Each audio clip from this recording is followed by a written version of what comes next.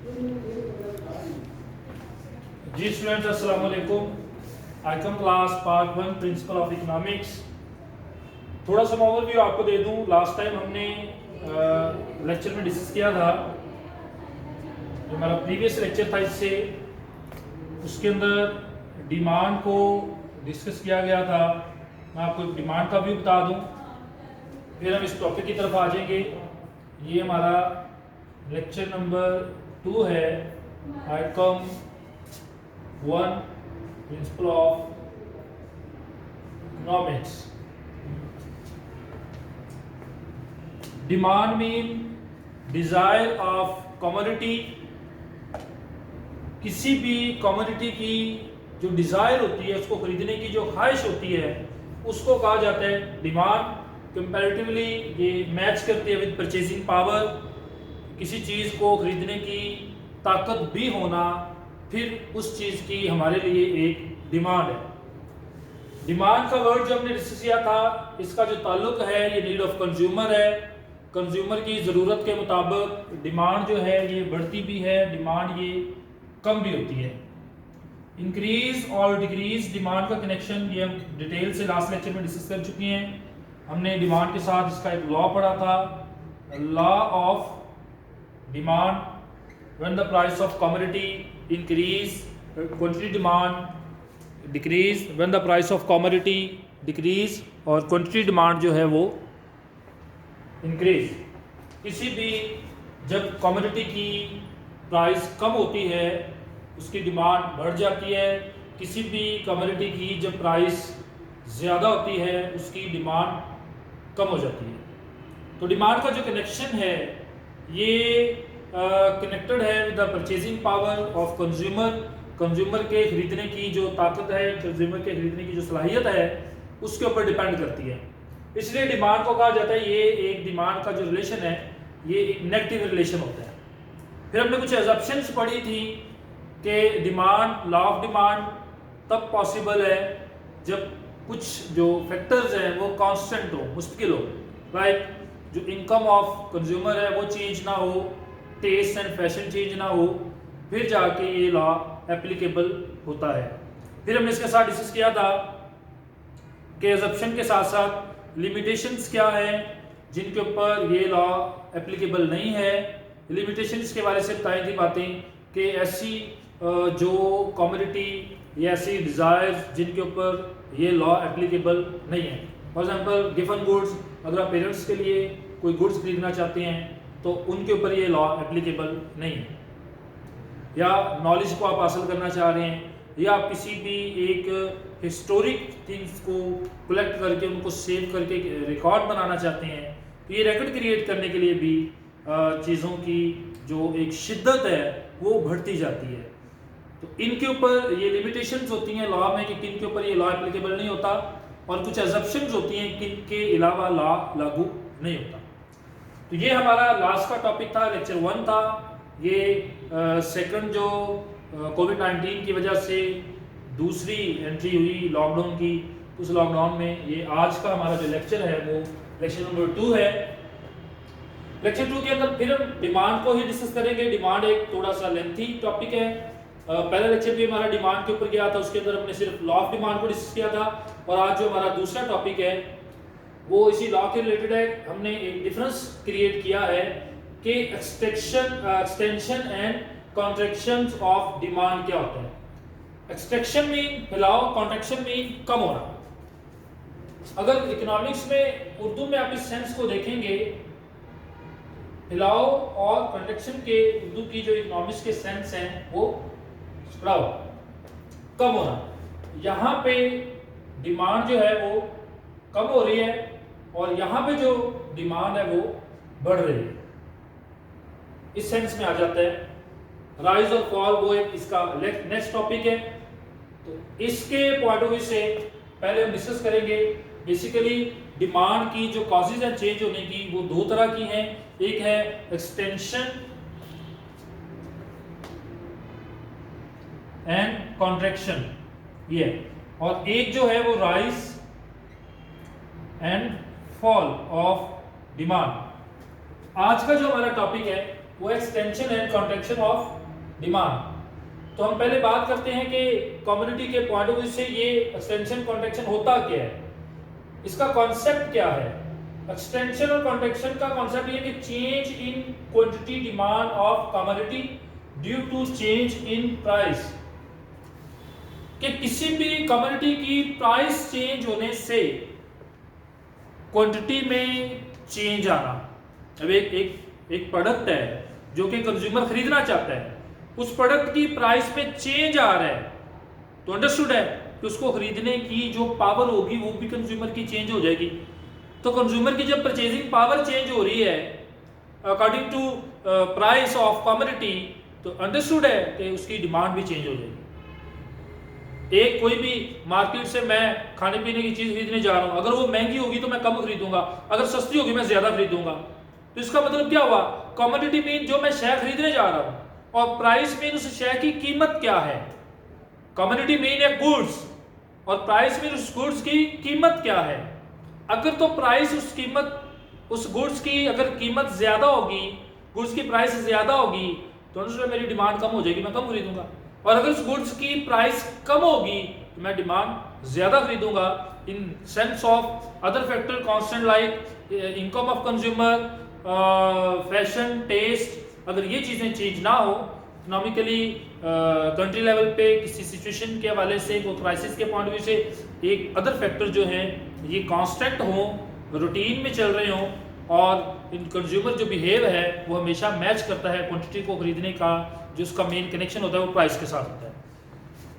तो ये उसने बताया है इतना वर्ड कि change in quantity demand of commodity due to change in price, कि उसके अंदर जो चेंज आता है वो ड्यू टू प्राइस आता है। तो पहला वर्ड हम डिस्कस करते हैं extension of demand. Extension of demand mean increase in quantity demand of commodity due to decrease in price.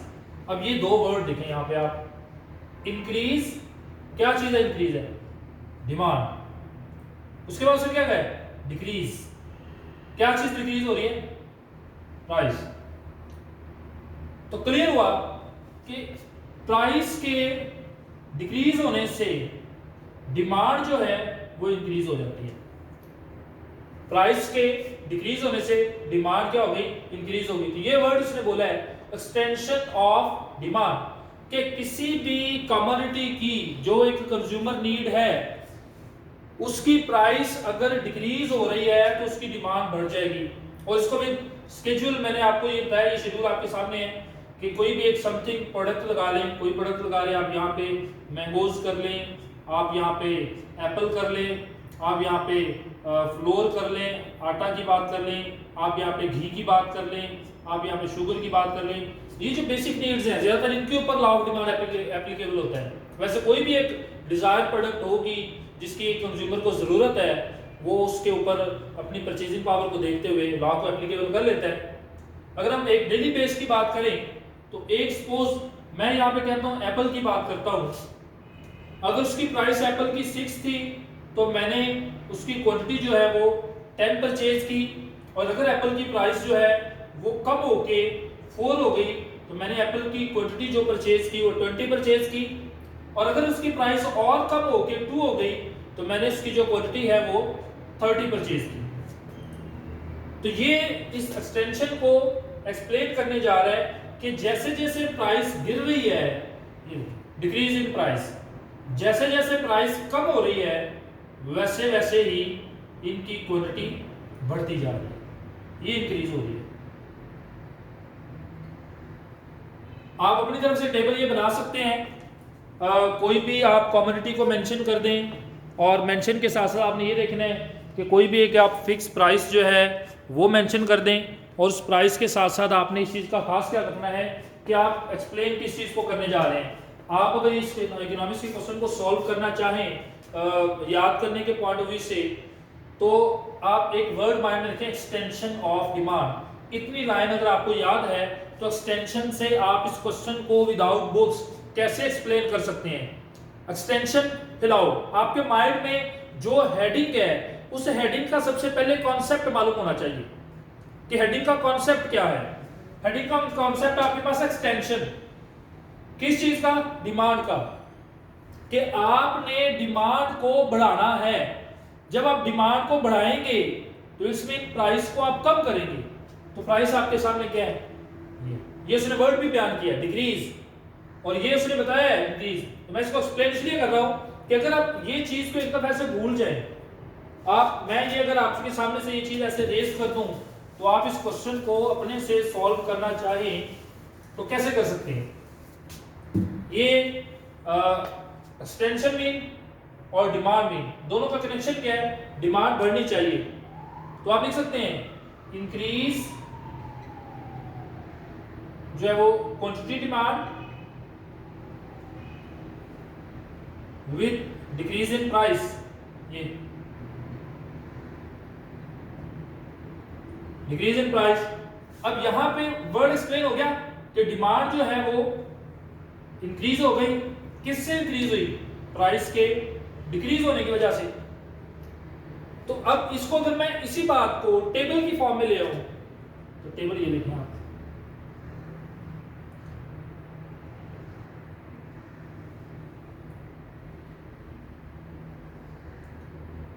ये आपके पास आ गया टेबल।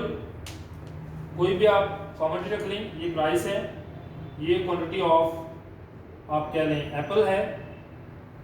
अब यहाँ पे प्राइस, एक टेबल बनाते वक्त कौन सी अमाउंट लिखें, कैसे लिखें, कौन सी क्वांटिटी लिखें, कैसे लिखें, ये आप इस सेंस में लिख रहे हैं। डिक्रीज इन प्राइस यानी कि प्राइस को कम करना है। तो प्राइस को कम करने के लिए मतलब पहले आप लिख लें 10, ठीक है, फिर आप लिख लें जी 8, फिर आपने लिख लिया जी 6, फिर आपने लिख लिया जी 4, फिर आपने लिख लिया जी 2। अब ये वर्ड यहाँ पे एक्सप्लेन हो रहा है डिक्रीज इन प्राइस, प्राइस कम हो रही है। अब इसके ऑपोजिट, प्राइस तो डिक्रीज हो गई जो डेफिनेशन थी, इसके ऑपोजिट क्या है? डिमांड किसकी? एप्पल की। वो क्या है? वो इंक्रीज हो रही है। एप्पल की डिमांड आपने कैसे करनी है? अब यहाँ पे 10 में कितने यूनिट आप परचेज कर रहे थे? 5। जब 8 पे आए कितने आपने परचेज किए जी? 10। जब 6 पे आए कितने परचेज किए जी? 15। जब आप 4 पे आए कितने किए जी? 20। और 2 पे आए तो 25। अब डेफिनेशन एक्सप्लेन हो गई आपके सामने। प्राइस गिरने की बात हुई थी, प्राइस कम हो गई। डिमांड बढ़ने की बात की थी, डिमांड बढ़ गई। तो ये है extension of demand when the price of commodity decrease, purchasing power of consumer related to quantity demand also increase. इस तरह क्वांटिटी डिमांड जो है वो बढ़ जाती है किसी भी चीज़ की कीमत कम होने से। इसको अगर हम एक्सप्लेन करेंगे डायग्राम के थ्रू, तो डायग्राम पहले वाली जो मैंने बनाई हुई थी उसके मुताबिक, टेबल, उसी टेबल के मुताबिक जो आपके पास क्वांटिटी है 6, ये प्राइस है पहले वाली टेबल जो मैंने रेज की है 6, 4, 2, देन आपके पास है जी 10 और 20 और 30। ये प्राइस कम हुई, डिमांड बढ़ गई। आपने ग्राफ कैसे बनाना है? वन साइड पे, लेफ्ट हैंड साइड पे ये जो कॉलम है, ये एक रो कॉलम शेप में वर्टिकल, इस पे आपको वाई एक्सिस, और इस शेप में जो है x axis, y axis, region. Left hand side पे प्राइस शो हो रही है, इसको मैं एक्सप्लेन कर रहा हूँ, और राइट हैंड साइड पे क्वांटिटी शो हो रही है। अब आप टेबल की तरफ आएंगे तो टेबल आप देखें, आपके पास जब 6 था तो 10 है, 4 है तो 20 है, 2 है तो 30 है, और यहाँ पे आपने डिजिट शो कर दिए हैं। प्राइस ऐसे ऐसे बढ़ रही है और इसी सेंस में ऐसे गिर रही है। जब 2 है क्वांटिटी तो आपके पास 30 आ गई क्वांटिटी, प्राइस 2 पे क्वांटिटी 30, प्राइस 4 पे क्वांटिटी 20, ये प्राइस 4 है, क्वांटिटी आपके पास ये 20 है। आपका पहला पॉइंट, आपका दूसरा पॉइंट, और थर्ड पॉइंट की बात करें 6 की, तो 6 के ऊपर आपके पास 10 है। इस तरह देखिए आप 2 प्राइस पे 30 और 4 प्राइस पे 20 और 6 प्राइस पे 10 है। ये आपके सामने एक ग्राफ बन गया जिसको आप एक्सटेंशन कह सकते हैं। जैसे प्राइस गिर रही है, ठीक है, वैसे आपकी डिमांड बढ़ रही है। ये डिमांड कर्व बोलते हैं इसको। ये आपके सामने क्लियर। उसके बाद जो नेक्स्ट है वह पहला एक्सटेंशन, फिर है कॉन्ट्रैक्शन। तो कॉन्ट्रैक्शन ऑफ डिमांड क्या होता है? अब आपने जो कनेक्शन बनाना होता है वो इस चीज का है। कॉन्ट्रैक्शन होता है कम होना डिमांड का, ये, और इसी की बेस पर, ये वर्ड की बेस पर, जो आपके सामने एक वर्ड लिखा गया है, इसी वर्ड की बेस पर आपने एक डेफिनेशन बयान करनी है। तो डेफिनेशन आप किस सेंस में एक्सप्लेन करेंगे क्वांटिटी को, या आप हमारा नेक्स्ट जो हेडिंग ये बनती है कि कॉन्ट्रैक्शन ऑफ डिमांड। और देखें जी, डिक्रीज इन क्वांटिटी डिमांड, जो एक क्वांटिटी डिमांड है वो डिक्रीज हो रही है, क्वांटिटी डिमांड जो है वो डिक्रीज हो रही है। अब पहला वर्ड कि आपने डिमांड को कम करना है। जैसे भी आप कोई भी अपनी मर्जी से टेबल बनाना चाहें तो टेबल बनाने के लिए आपने फॉलो किस चीज को करना है कि आपने डिमांड को कम करना है, और साथ ही आपने इस चीज को देखना है कि commodity due to increase in price. अगर आप एक तरफ डिमांड को डिक्रीज करेंगे तो दूसरी तरफ आप क्वांटिटी की प्राइस को इंक्रीज करेंगे। जब क्वांटिटी की प्राइस को आप इंक्रीज करेंगे और डिमांड को आप क्या करेंगे, फिर डिक्रीज कर देंगे।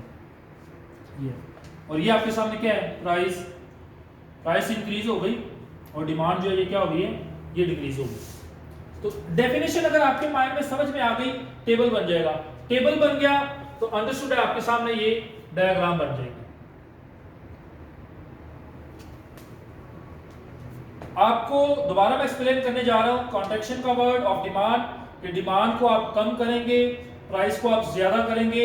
आप कोई भी किसी भी कमोडिटी को यहाँ पे मेंशन कर सकते हैं, बनाना, मैंगोज, एप्पल, फ्लोर, घी, शुगर, राइस, मेजी, कोई भी चीज़ आप यहाँ पे मेंशन कर सकते हैं, क्योंकि ये कंज्यूमर गुड्स हैं जिनको डेली बेस पे फेस करना पड़ता है, और इनका जो कनेक्शन है वो हमेशा से कंज्यूमर प्राइस के साथ ही फॉल करता है। तो प्राइस के पॉइंट ऑफ व्यू से बात करें हम तो किसी भी